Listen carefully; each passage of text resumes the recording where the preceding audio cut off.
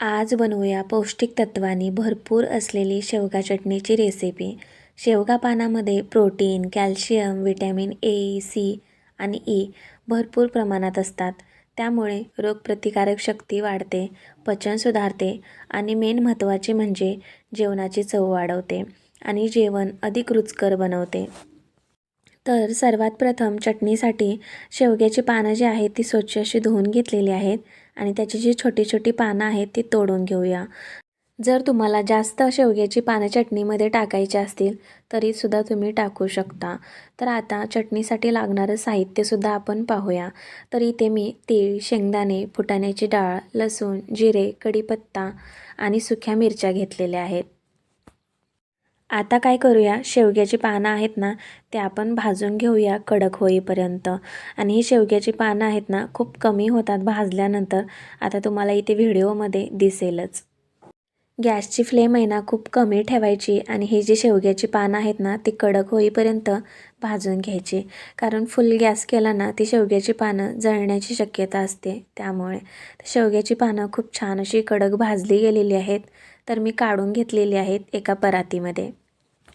आता चटणीसाठी लागणारं जे जिन्नस आपण घेतलेलं आहे ते सुद्धा अगदी गॅसची फ्लेम कमी करायची आहे आणि भाजून घ्यायचं आहे।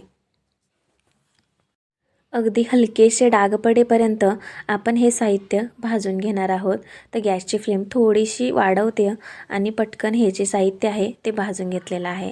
आणि तुम्ही इथे बघू शकता हलकासा कलर चेंज झालेला आहे, त्यामुळे हे जे साहित्य आहे ते काढून घेतलेलं आहे। यानंतरची पुढची स्टेप पाहूया।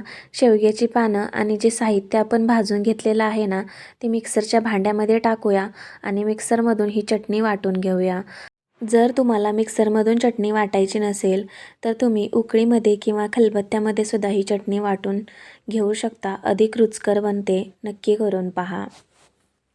आता यामध्ये टाकूया चवीनुसार मीठ आणि धने पावडर टाकलेली आहे, कारण इथे चटणीमध्ये टाकण्यासाठी माझ्याकडे धने अवेलेबल नव्हते, यासाठी धने पावडरचा वापर इथे मी केलेला आहे।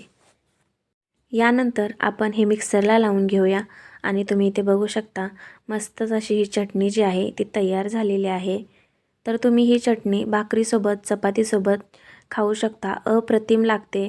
तुम्ही कधी करताय पौष्टिक तत्वांनी भरपूर असलेली ही चटणी, नक्कीच करून पहा।